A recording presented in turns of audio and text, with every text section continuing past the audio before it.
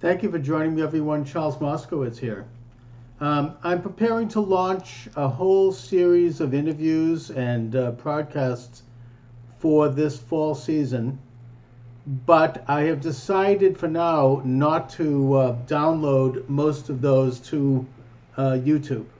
I'll continue to download the commentaries to YouTube, but not the interviews, because I'm concerned that the program may be purged as a result. Now, I want to give a little background here. In July, my station, the station that you're now watching, received a strike with the allegation that either I or my guest had engaged in some form of hate speech. Now, the topic we were discussing was a Jewish topic, Judaism. I am a Jew, and I'm a very devout Jew, and I'm pro-Israel, I'm pro-Zionist. I'm a regular garden variety Jew who cares about my people, who's interested in the mission of Judaism. I'm the author of 3 books on the topic, by the way, one of which was published by WorldNet Daily. And my guest at the time, Doovid, is also a devout Jew who is doing commentary and defending Judaism against people who are anti-Jewish on YouTube. And so I don't honestly believe that either of us said something that was anti-Jewish or anti-Semitic. And that was the topic of discussion, so I can assume that the charge of hate speech was based on something we might have said against Jews, believe it or not, which I honestly don't believe we did. But it was reviewed by the people at YouTube, and they said that the strike will stand. So that tells me that someone actually did listen to the program, and they did believe that we had engaged in something hateful or something like that, something of that nature. Now, how they define hate speech, how they define community standards, that's something that they're secretive about. Now, I respect the right of YouTube to do this. It is a private company. I understand community standards. I'm a former radio talk show host who's been on various stations, so I understand how to censor myself and how to engage in proper public discourse. I'm very conscious of that. So I honestly don't believe that I've done any of the things that I was accused of doing. But because I'm accused of it, I feel reluctant at this point to download any of my interviews on YouTube. My suspicion is that the real reason why I've been stricken, is because YouTube is, like many of our major media outlets and much of our culture and much of our institutions in this country, controlled by liberals and left-wingers who don't want conservative opinion, or who want to hide conservative opinion.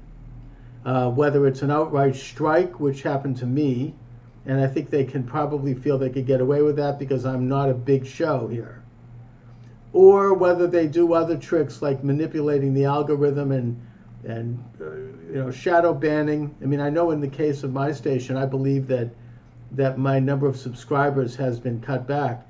I can't prove this, but I do know 3 people who I personally asked to subscribe to my station.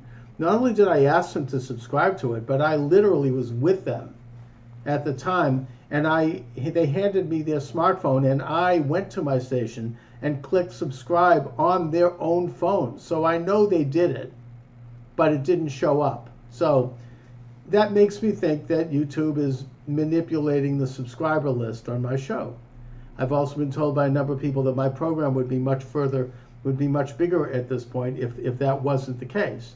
So look, again, that's their right. I respect their right to do it, but as a conservative, I honestly don't feel comfortable downloading programs on YouTube. So the program that I have promoted here, you're going to have to go elsewhere to watch.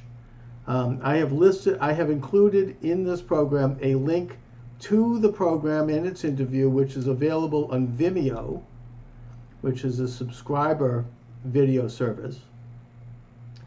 And I also have included a fairly lengthy list of other carriers of this program, both the video and the podcast, strictly the audio. There are about a dozen people who are now carrying this program.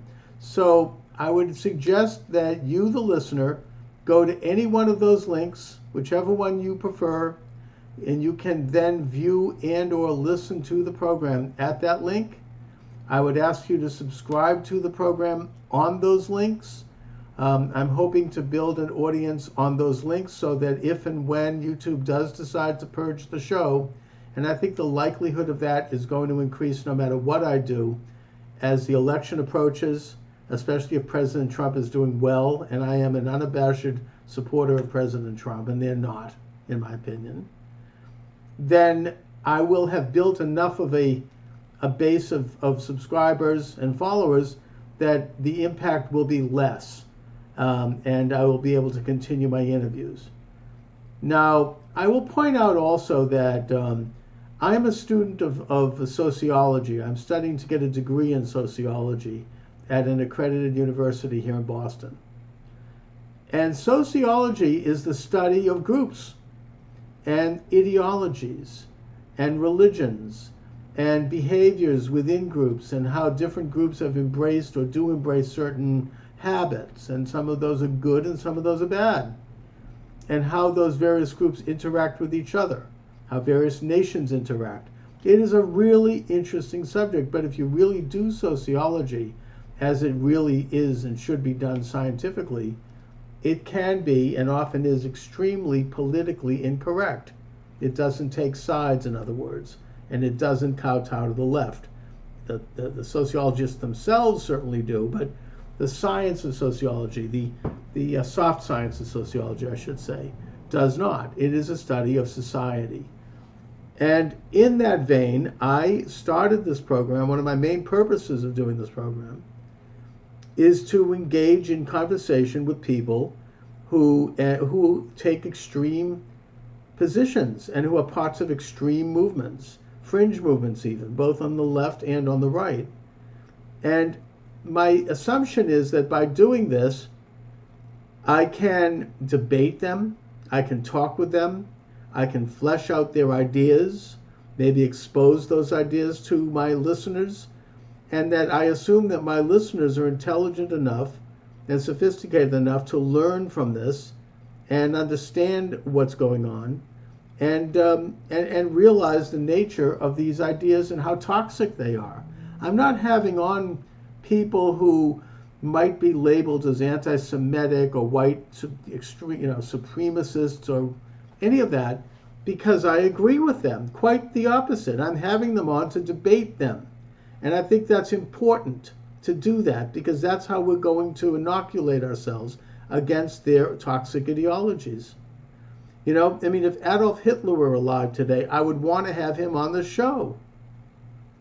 Trying to purge him or these people, these ideologues, from the public discourse is counterproductive. It's going to only result in them strengthening themselves and becoming more virulent and more influential in the long run. So I believe that it's important to bring people on and debate them. And that means that people may hear things that are not politically correct. And I think that the fact that I am doing it as a conservative is what concerns people at YouTube and probably the other liberal media-owned outlets.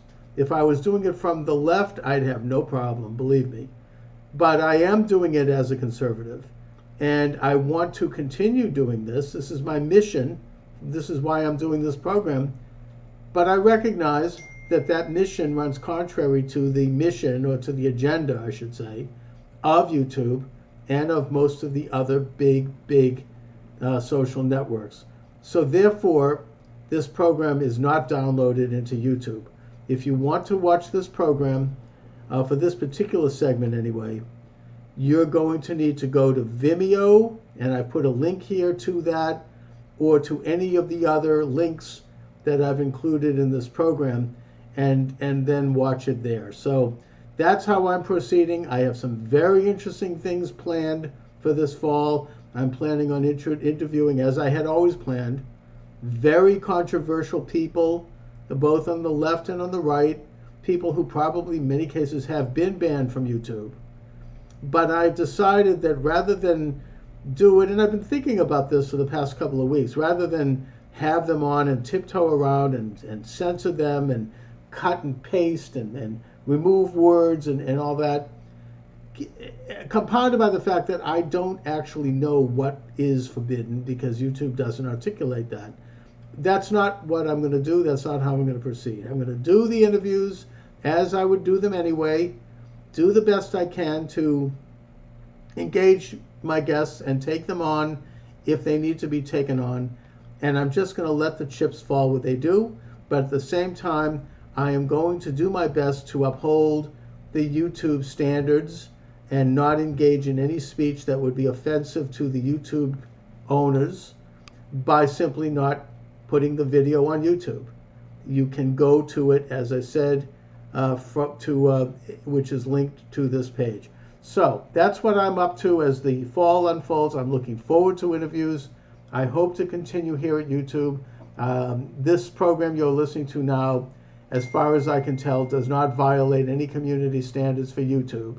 I have not engaged in hate speech against anybody. I haven't named anybody to be hateful toward. Not that I have any hate in my being or body. I don't.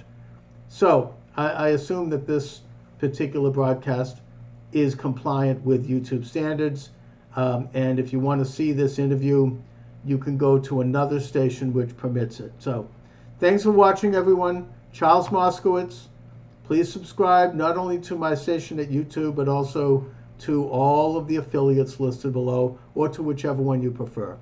Thanks a lot, everybody.